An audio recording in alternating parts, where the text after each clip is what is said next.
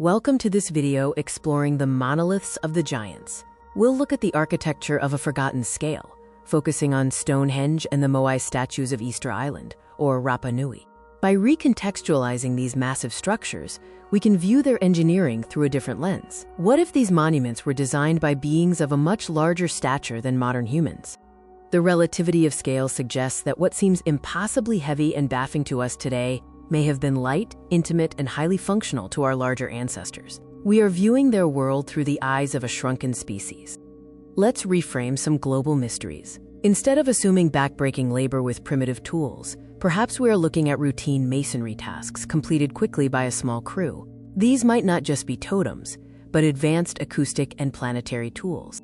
At Stonehenge, lifting a 25-ton sarsen stone wouldn't require a miracle of engineering for a giant. It would be equivalent to two builders picking up a heavy cinder block with their bare hands. Stonehenge may have functioned as an acoustic cradle. Its specific circular layout could act as a lens to focus and amplify low-frequency sound, while the lintels locked the stones to prevent energy from dissipating, creating a massive natural radio tower. Turning to Rapa Nui, we see over 1,000 Moai statues. For a 30-foot-tall builder, carving these out of soft volcanic tuff would be similar to a modern sculptor chiseling a life-sized bust, a task completed in weeks, not years. Local legends claim the statues walked to their platforms. This is literally true but misunderstood. The statues were carried upright by giants, making transport down the volcano a simple, ergonomic physical task. This era of decline likely coincided with a shift in the planetary atmosphere. As the air thinned, the giants themselves began to shrink. The statues were engineered as a desperate technological response to this changing world.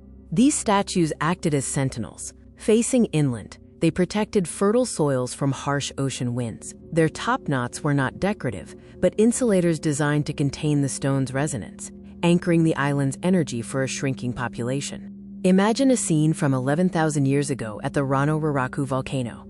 A young child asks their grandfather, "Why do they look so much like us?" as they work on the stone, preserving their likeness. The burden of memory was heavy. The giants left their faces in the stone, telling those who would follow, "The island will shrink in your eyes, but here you will remember how tall you once stood."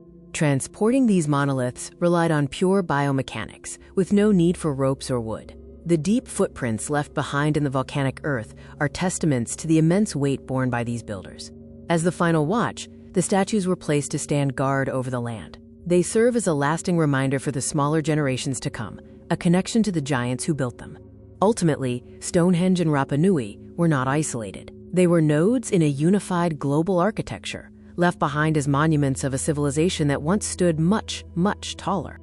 We have spent centuries wondering how primitive people moved mountains, never realizing we were simply looking at the architecture of our own grown-up ancestors. This video has reframed our past. It is now up to us to rethink our history.